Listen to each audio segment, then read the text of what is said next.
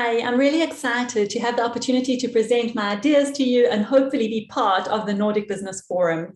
I've prepared a short presentation for you just to give a taste of what I'll be talking about.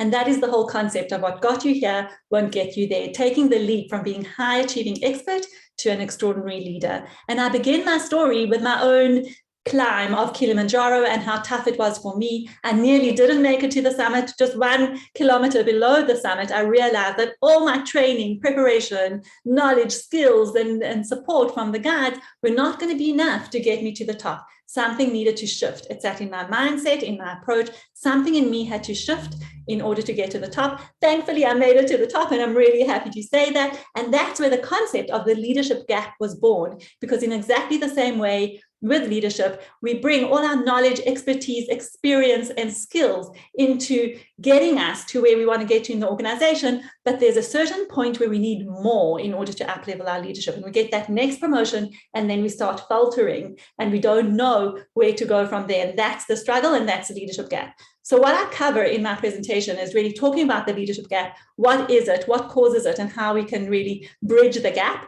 I go into the 5 painful problems that CEOs and extraordinary leaders face.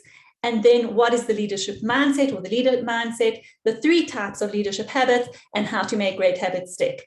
So when I talk about the leadership gap, I really talk about what a thrill it is to get to a certain level and get that coveted promotion, whether it's CEO or C-suite or high level of leadership. And then we all of a sudden realize that there's some painful problems we didn't realize what they are. The first one is all about slow speed of execution, where we find ourselves constantly chasing deliverables or fighting fires. The second is all about getting negative feedback, because often we're great at what we do, but we don't know how to bring people along with us. The third is about being lonely at the top, because there are not really many people that we can talk to, and we really feel a need to look good and have all the answers. The fourth problem is about cross-cultural challenges in global organizations. We know all about that in our virtual and ever-growing world. And then, of course, the fifth is all about remote teams, which is something that we've had to get used to with virtual teams, working from home, hybrid models, and all of those kind of things. And then those are the problems that lead to imposter syndrome, because before we were confident, we knew what we're doing, we got results, then we get that promotion, all of a sudden we see that our skills are not enough, they're not working, we need something more. There's a lot of stress and a lot of uncertainty that goes with it. And that's what sits in the leadership gap, that what got you here won't necessarily get you there. So where do we begin? What's the leader's journey that we need to go on? And what I talk about is, first of all, what is the mindset shift that we need, and the 3 types of leadership habits that we need to really look at deeply in order to understand what do we need to build and where do we need to go. The first leadership habit is all about self-leadership, which is about confidence and self-awareness. The second is about team leadership, which is all about people and being connecting and inspiring.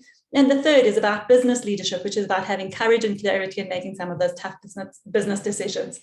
I'm going to talk about habits, the neuroscience of habits and everything that goes with that. And then the extraordinary leader framework, which is all about being connected, courageous, and confident, and cultivating those 3 types of leadership habits that I mentioned before. And then each type of leadership habit has its own stack of what needs to be looked at in order to really become that extraordinary leader who knows themselves and knows how to lead their people.